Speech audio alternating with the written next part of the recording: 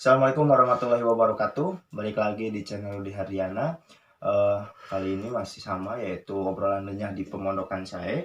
Kali ini untuk narasumber kita sendiri kedatangan sahabat saya yang sejak lama, sejak saya baru masuk kuliah, yaitu saudara Kang Fauzi atau A Fauzi, atau saya sendiri sering bilangnya itu Uji. Nah, gimana Uji, kabarnya sehat? Alhamdulillah sehat, Pak Udi. Alhamdulillah. Udah berapa lama sih kita udah ketemu? Sekitar 2 tahun kayaknya. 2 tahun ada, 2 tahun ada, kita belum pernah ketemu lagi, ditambah sekarang masa-masa pandemi yang kebanyakan kita sibuk dengan kesibukan masing-masing. Sekarang sibuk ngapain sih sekarang? Kalau sekarang saya masih sibuk dengan kegiatan organisasi. Nggak terlalu sibuk sih. Cuman ya rata-rata saya di rumah aja, stay home. Stay home, mengikuti anjuran dari pemerintah untuk tetap di rumah. Betul. Oke. Berbicara dengan Kang Fauzi ini, sebenarnya saya udah mengenal hampir 4 tahun dengan beliau.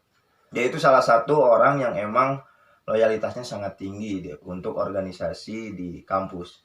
Sebenarnya organisasi apa sih yang diikutin sama Uji? Kebetulan saya masuk di organisasi Pencinta Alaman. Pecinta alam? Betul. Pecinta alam itu apaan sih? Pencinta alam adalah kelompok orang yang bergerak anjing goblok. Kelompok ribu. Ganti berarti pertanyaan kegiatan apa aja? Lu anjing seperti mau bodoh goblok. Anjing. Oke. Kang Uji ini dia dari awal masuk kuliah sudah masuk di salah satu organisasi di kampus, yaitu masuk di Pecinta Alam ya? Betul. Pecinta Alam. Sebenarnya kalau kita secara orang awam mengetahui tentang pecinta alam, pasti bawaannya ke naik gunung. Kalau pecinta alam pastinya ke naik gunung. Nah, sekedar tambahan aja, barangkali teman-teman di luar sana juga nggak terlalu paham nih mengenai pecinta alam. Sebenarnya di pecinta alam itu sendiri kegiatannya tuh apa aja sih? Selain dari yang orang-orang tahu itu kan naik gunung. Betul. Jadi sepengetahuan orang-orang, pandangan orang awam tentang pencinta alam itu kegiatannya hanya naik gunung. Sebenarnya enggak, banyak kegiatan yang dilakukan oleh pencinta alam. Salah satunya kita menjadi relawan waktu gempa di Lombok ya. Yang di Lombok ya. Gitu ya. Kebetulan teman saya seangkatan Fajar ikut menjadi relawan. Jadi sebenarnya Pencinta Alam itu organisasi sosial yang kegiatannya nggak hanya naik gunung. Kita bansos, kita jadi relawan, kita konservasi. Pokoknya kalau ada bencana gitu, kita pencinta alam pasti ikut andil jadi tim relawan. Enggak. Jadi kegiatan kita nggak hanya naik gunung. Tapi ada bakti sosialnya juga. Oke. Sebenarnya kalau di organisasi Uji sendiri, sebenarnya di dalam organisasi tersebut ada kegiatan apaan aja sih yang ada di organisasi Uji? Kalau di organisasi saya ada pembagian divisi atau gimana gitu?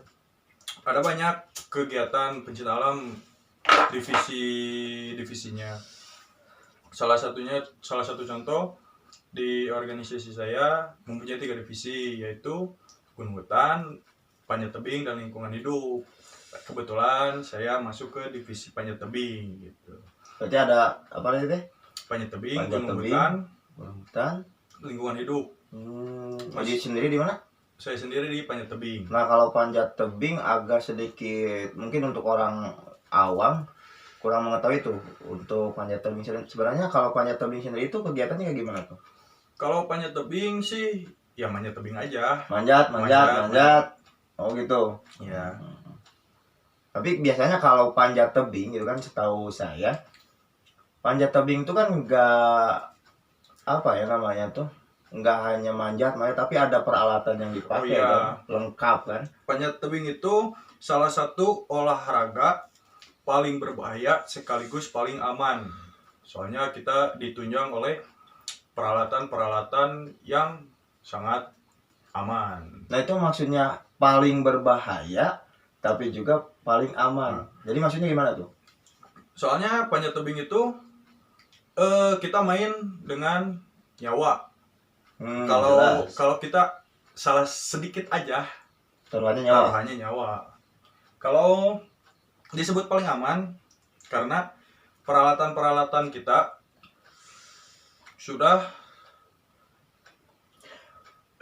memenuhi standar atau gimana? Sudah memenuhi standar internasional. Jadi karabiner nih. Oh, ada contohnya.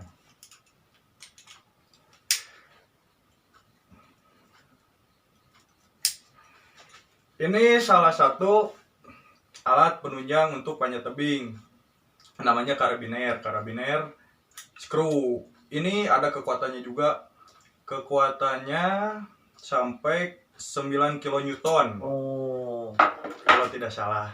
Berarti kalau misalkan ada orang yang bukan obesitas sih, agak gendut, ya. Berarti kalau pakai alat itu agak sedikit aman ya. Soalnya di sini juga kan ada ukuran-ukurannya tersendiri. Misalkan di sini berapa ini teh? 9 kilonewton. Berarti oke.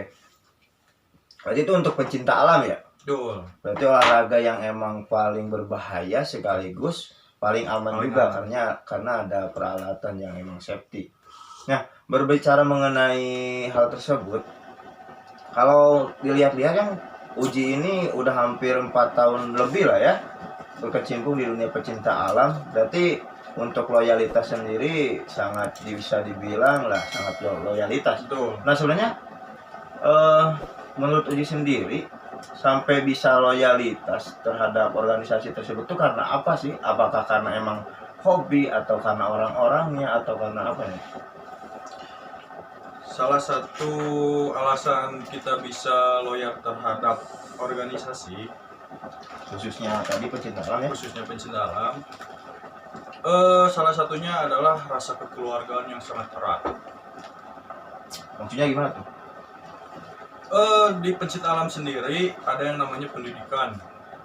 Pendidikan itu saya sendiri pendidikan selama 11 hari.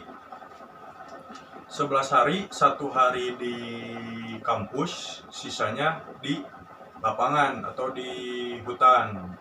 Jadi di dalam proses pendidikan tersebut kita ditempa, kita dibentuk mental agar bisa loyal, agar menjadi pribadi yang lebih baik dan bisa menghadapi kehidupan yang sebenarnya. Oh, berarti ketika mau masuk di organisasi pecinta alam ada yang namanya itu pendidikan. Betul. Dan di dalam pendidikan itu tersebut diajarkan berbagai aspek di sana. Betul. Supaya nantinya muncul tuh rasa kekeluargaan tersendiri antara individu-individu yang ada di organisasi tersebut. Kayak gitu kali ya? Betul. Nah, karena kalau untuk melihat dari pecinta alam tersendiri, yang saya tahu kan kalau misalkan ya, kalau pecinta alam di salah satu kampus dengan kampus yang lain, kalau nggak salah ada hubungan apa gitu. Jadi maksudnya tuh gini, ketika pecinta alam kampus ini dengan yang kampus lain itu kayak saudara gitu. Betul. Melainkan dengan kampus yang ada di luar pulau pun ketika ada istilah pecinta alam ya udah berarti itu saudara. Nah itu tuh maksudnya gimana tuh? Mungkin karena kita mengalami hal yang sama, kita pernah mengalami yang namanya pendidikan dan tertulis juga di kode etik. Jadi rasa kita kepada sesama pencinta alam itu udah bukan kayak siapa-siapa lagi gitu. Contohnya saya waktu main ke Jakarta. Ya, ke Jakarta. Waktu itu saya main ke kampus Mustopo kalau nggak salah ya. Padahal saya belum pernah ketemu sama mereka ya yang ada di kampus Jakarta. Tapi kita disambut dengan baik gitu. Dengan ya kita nggak dianggap siapa-siapa lagi gitu. Kita dianggap satu keluarga sama mereka. Padahal saya belum pernah ketemu sama mereka, saya nggak kenal mereka, tapi karena kita mungkin sudah mengalami hal yang sama. Nah, berbicara mengenai pecinta alam yang notabene-nya pasti orang awam tuh tahunya tentang naik gunung. Nah, sebenarnya untuk Oji sendiri udah berapa kali sih naik gunung dan ke gunung mana aja gitu? Kalau pengalaman saya naik gunung, satu Manglayang yang udah pasti lah. Mau Gunung Manglayang, Gunung Gelis, Gunung Guntur, Cikuray, Prau di Jawa Tengah, sama Sindoro. Wah, berarti udah lumayan, bisa dibilang lumayan lah ya. Nah, dari kesekian gunung tersebut, menurut Uji sendiri mana nih yang paling menarik dan paling ceritanya tuh wah gitu untuk kita bisa dibicarakan di sini? Sebenarnya gunung mana tuh yang menurut Uji sendiri paling menarik ketika naik ke gunung? Dan pengalaman apa aja yang didapatkan pas di sana? Mungkin yang paling menarik ketika saya mendaki Gunung Prau di Wonosobo. Gimana tuh? Waktu saya naik ke Gunung Prau di Wonosobo, sebenarnya itu saya tidak ada niatan untuk naik ke gunung. Pertama saya naik ke Gunung Prau, itu niatan saya hanya mengikuti acara Dieng Kultur Festival waktu tahun 2017. Karena ada teman saya yang memanas-manasi saya buat naik ke Gunung Prau, ya saya merasa tertantang untuk naik ke gunung tersebut. Setelah suatu hari berbicara dengan teman saya tentang Gunung Prau, jalur mana yang enak untuk didaki, saya mendaki Gunung Prau lewat base camp Patak Banteng. Di situ saya menemui anjing nih, gobloknya bahasanya. Formalnya biasa. Relax ya, relax. Bahasa Sunda, bahasa Sunda. Di sana ya jalan gitu wes. Apakah aing pembawaan terlalu formal? Tuh anjing nanya, goblok. Kenaon? Aing mau dipotong enggak saya kira? Menemui. Jadi kumaha pas naik pokok gunung nama di ditu teh urang papangi ujung lain babaturan atunya karek panggih gitulah di Sunda.